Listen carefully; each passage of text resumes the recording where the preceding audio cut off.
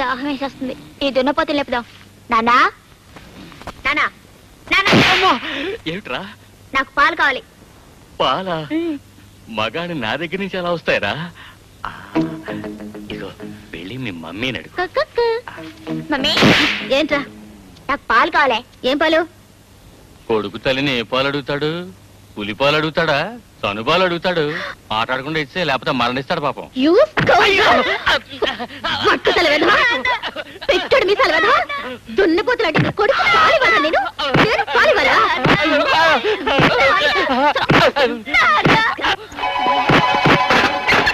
మళ్ళీ ఎక్కడేమిటి గొడవ? ఏం లేదండి, పిల్లాడు వాళ్ళ అమ్మని పాలు అడుగుతున్నాడు. ఇస్తే బాడీలో గ్లామర్ తగ్గిపోతుందని ఇవ్వనంటుంది. ఏదో చిన్నతేపు గొడవ. మీరెళ్ళి పడుకోండి మావయ్య. బా నువ్వు ఉండవయ్యా, నువ్వు చెప్పమ్మా. అవునండి, పందికొక్కులా ఉన్న ఈ వెధవ నన్ను పాలు అడుగుతున్నాడు. ఇదేమన్నా ధర్మంగా ఉందో చెప్పండి బాబాయ్ గారు. పాలు పాలు. బిడ్డ తల్లిని పాలు అడగకపోతే ఎవరిని అడుగుతాడమ్మా? అది కాదండి, పాలు పాలు. నేను ఇక్కడే ఉంటాను. ఆ తలుపు చాటుకు తీసుకెళ్లి పాలు. అది కాదండి,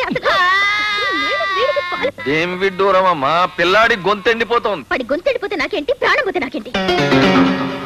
అయ్యయ్యో, ప్రపంచంలో ఏ తల్లి అయినా బిడ్డ చావు కోరుకుంటుందా? చూడమ్మా, నేను చాలా పట్టుదల మనిషిని. ఏమైనా సరే నువ్వు పాలిచ్చే వరకు నేను ఇక్కడి నుంచి కాదలను. అయితే వినండి, అసలు నిజం చెప్పేస్తాను. ఏమిటి? నేను నువ్వు నేను నువ్వే అసలు ఈ ఫ్యామిలీ ఆ ఫ్యామిలీ ఏమిటో చెప్పు. నువ్వు పెళ్ళా? ఏమిటి చీకట్లో శబ్దాలు? బుజ్జిగాని తలుపు చాటుకు తీసుకెళ్ళింది అన్నయ్య గారు. ఎందుకు? పేగలోకి చంపేయడానికా? కాదు, పాలు ఇవ్వడానికి తీసుకెళ్ళింది. ఓహో, అన్నయ్య గారు మీరు విశ్రాంతి తీసుకోండి. రండి.